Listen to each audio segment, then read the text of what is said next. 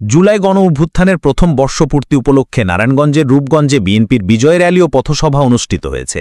রূপগঞ্জ থেকে রিপন সরকারের পাঠানো তথ্য ভিডিওচিত্রে দেখুন বিস্তারিত। ৭ অগস্ট বৃহস্পতিবার বিকালে ঢাকা-সিলেট মহাসড়কের ভুলতা এলাকায় আয়োজিত পথসভায় বক্তব্য রাখেন নারায়ণগঞ্জ জেলা বিএনপির যুগ্ম আহ্বায়ক শরীফ আহমেদ টুটুল, জেলা ছাত্রদলের সহসভাপতি মাসুদুর রহমান, রূপগঞ্জ উপজেলা বিএনপির যুগ্ম সাধারণ সম্পাদক আনোয়ার হোসেন, বিএনপি নেতা মোমেন মিয়া, মামুন মিয়া, কামাল হোসেন আলম মিয়া প্রমুখ। সভায় শরীফ আহমেদ টুটুল বলেন, স্বৈরাচারী শেখ হাসিনাকে ছাত্র জনতার গণ অভ্যুত্থানের মাধ্যমে যারা এ দেশ থেকে তাকে বিতাড়িত করেছে, তাদের রক্তের বিনিময়ে আজকে আমরা এখানে দাঁড়িয়ে বিজয় র্যালি করতে পারছি।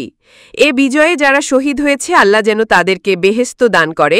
এই বিজয়ের যুদ্ধে যারা আহত হয়েছে, তারা যেন সুস্থ হয়ে আমাদের মাঝে ফিরে আসে। আমি সরকারের কাছে আহ্বান জানাই, আহতদের সুচিকিৎসা ও আর্থিকভাবে যেন তাদের পরিবারকে সহযোগিতা করে।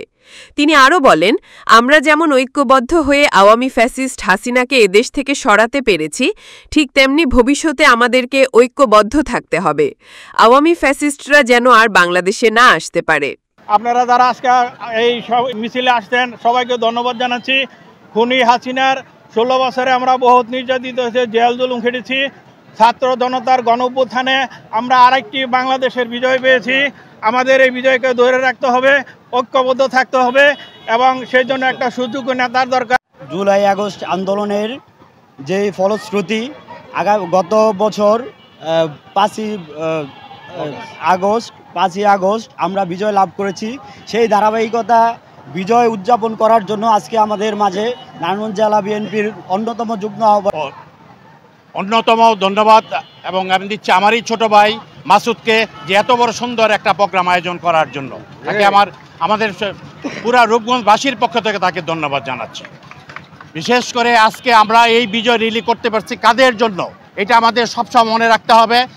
যে বিজয় র্যালি করতে পারছি হাসিনা স্বৈরাচার হাসিনাকে সরাই যাদের রক্তের বিনিময়ে আজকে আমরা এখানে দাঁড়ায় বক্তব্য দিতে পারছি, বিজয় র্যালি করতে পারছি, তাদের যেই শহীদদের রক্তের বিনিময়ে আজকে আমরা এখানে দাঁড়াইতে পারছি, তাদের আল্লাহর কাছে ফরিয়াদ করি তাদেরকে জান্নাতুল ফেরদৌস নসিব করুন। পাশাপাশি এই বিজয়ের যারা বঙ্গুত্ব বরণ করছে, আহত হয়েছে, বিভিন্নভাবে ক্ষতিগ্রস্ত হয়েছে, আমরা সরকার তথা আল্লাহর কাছে ফরিয়াদ করি সর্বপ্রথম তারা সুস্থতার সহিত আমাদের মধ্যে জীবনযাপন করার তৌফিক দান করুন।